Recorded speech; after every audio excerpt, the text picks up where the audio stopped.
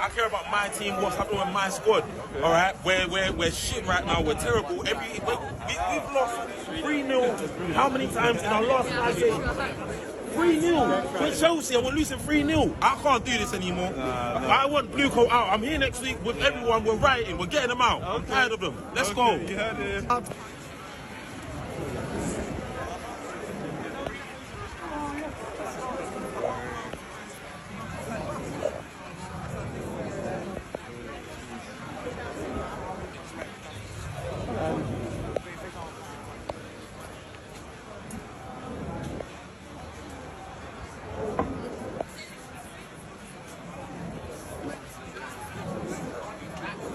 What I'm saying is, why is it just Chelsea fans that should be turning up?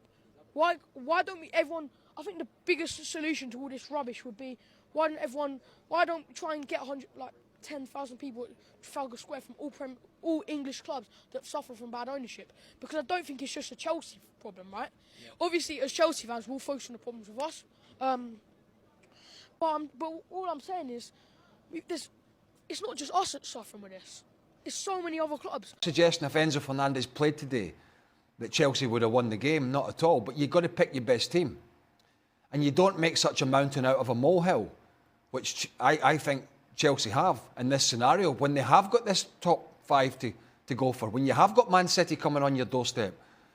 And it's not just the result, it's the reverberations around the dressing room. When you're making comments and making decisions like this, how that affects the rest of the dressing room, the mindset of the rest of the dressing room. What the hell's going on here? Yeah. What's the manager talking about? What are the club doing? Are we not allowed to talk to people? Are we not allowed to give answers? Yeah. I mean, if it's not the perfect situation. Right. Respectable.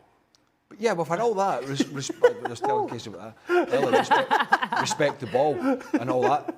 So I just, the whole thing, it just doesn't sit well with me.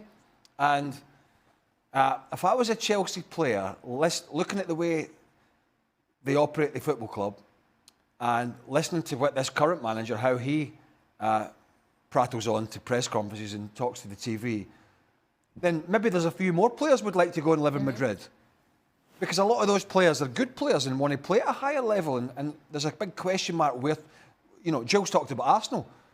Win, lose or draw, they're definitely going in the right direction and have been for quite some time. It was tough at the start, but they're definitely going in the right direction with the squad, the way they're playing, the way they're competing on all fronts. Could you honestly say Chelsea are going in the right direction? Yeah, they've been signing young players and giving them long contracts, but do they know what their path is going forward for the next 2, 3, 4, 5 years? I'm not sure they do. They're going from pillar to post, and I think we're seeing signs of that on the field. Well, look at it. Look at Chelsea of the past. You sign a young De Bruyne, he can't get into the side, but you're winning a lot of trophies. You sign a young Mo Salah, he can't get into the side, but you're winning a bunch of trophies. Okay, nobody cares. Nobody cares if you get in the side or not. But what you basically care is, can you compete and can you get over the line? And the Chelsea teams of the past did that. Now, yeah, that's great. Sign a young player, big contract, but they still have to produce. And I don't think the fans care. I think the fans are just frustrated that Chelsea is not producing the way they used to. Jules, your thoughts on what you saw from Chelsea today and how much the whole Liam Rosenior, Enzo Fernandez situation is to blame? I thought that decision was pathetic, to be fair. Yep. I agree completely with what Craig just said. I actually think that Cucurella's interview was far worse than Enzo Fernandez just saying Madrid is a great city and I would love to play for Real Madrid, like every single player on the planet would say. Unless you were born in Barcelona, every single player says the same thing. True, Case. That's true. Yeah. But when Rodri says it, Guardiola answers in his press conference by saying, "I completely understand. Yeah. It's absolutely fine. Why would it bother you if one of your players said, Real Madrid are a club I dream for? When Leonard Carl, who's 17 at Bayern Munich, says that he would love to play for Bayern Munich one day in a long time. Vincent Kompany doesn't drop him for 2 games. So I thought that was pathetic. And for me, it sums up very well what's happening at Chelsea right now. That project is failing, we know. They're not going to make Champions League football next season, which would be a disaster for them, not just financially, but for that project in itself. And by the way, if we don't even look at the project or where they might be in a year, 2, 3, what are they even trying to do on the football pitch at the moment? Because today, and I know I was with Case on first half, tried to negate. So what? Now you start playing football, not to lose. Because today they set up not to lose. Against PSG in Paris, they set up not to lose.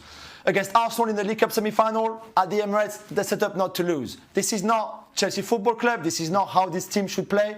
This is certainly not what this manager should be doing. And I love Liam Rosenior, as you know. We know the family. We know Leroy's dad, all of that. I think he's a really good young coach that has a great future ahead of him. But right now, he's making too many mistakes and he's out of his depth. So, I mean, just quickly, Jules, on this one, I don't want to sort of dwell too much on it. But that ridiculous decision, and I totally agree with you, it's absolutely bonkers.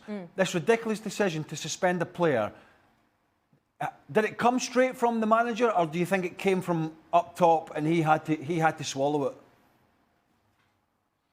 So he said that it was a joint decision with the people above him, those million sporting directors that they have. Some people are a bit skeptical about that, which I can understand. What's interesting is when he was at Strasbourg, he suspended Emmanuel Emega, who's the club captain, their best player, that number 9, who's coming to Chelsea, by the way, this summer. Because Emega said a few things in his mixed zone interviews, basically saying, I'm the best player in this team. Look at when I'm not playing, they lose to teams like, average teams, but when I'm there, we beat PSG, we beat Marseille.